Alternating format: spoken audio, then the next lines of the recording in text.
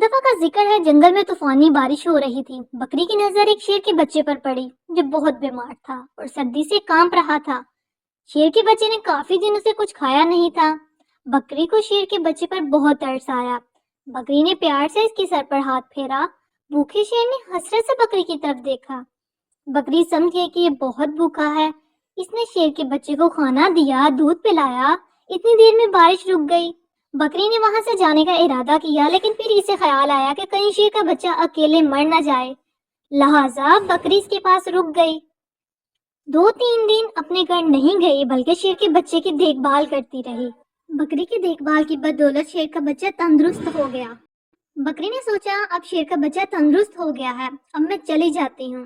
مگر پھر اسے بچے پر رحم آیا کہ اس کے ماں باپ تو نہ جانے کہاں ہیں، یہ بیچارہ اکیلے میں گھبرائے گا، کہیں شکاری کا نشانہ ہی نہ بن جائے۔ چنانچہ وہ اسے اپنے گھر لے آئی۔ یہاں شیر کا بچہ بکری کے بچوں کے ساتھ ہی رہنے لگا۔ کچھ عرصہ گزرنے کے بعد شیر کا بچہ جوان ہو گیا۔ ایک دن بکری گھاس کھا رہی تھی اور شیر کا بچہ بکری کی رکھوالی کر رہا تھا۔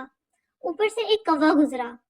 اس نے دیکھا کہ بکری گھاس کھا رہی ہے اور شیر اس کے پاس بیٹھا ہے، جبکہ شیر تو بکری کو کھا جاتا ہے۔ مگر ایسا کیوں نہیں ہوا؟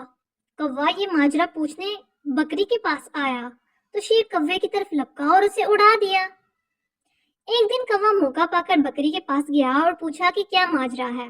بکری نے اسے سب کچھ بتایا اور کوے کو نصیحت کی کہ اگر ہو سکے تو تم بھی کسی کے ساتھ نیکی کرنا۔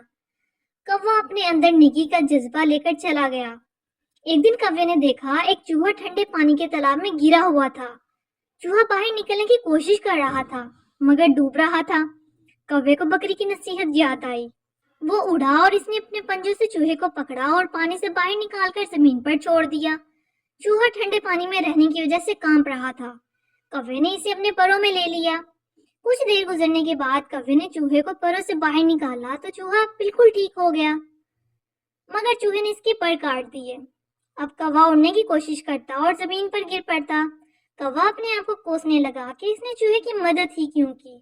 اسے بکری پر بھی بہت غصہ آیا۔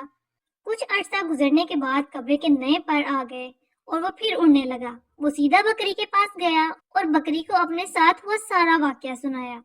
بکری نے کہا، نیکی کرو ضرور مگر فطرت دیکھ کر۔ مزید اچھی ویڈیوز دیکھنے کے لیے اس ویڈیو کو لائک اور شیئر کریں اور میرے چینل کو سبسکرائب کریں۔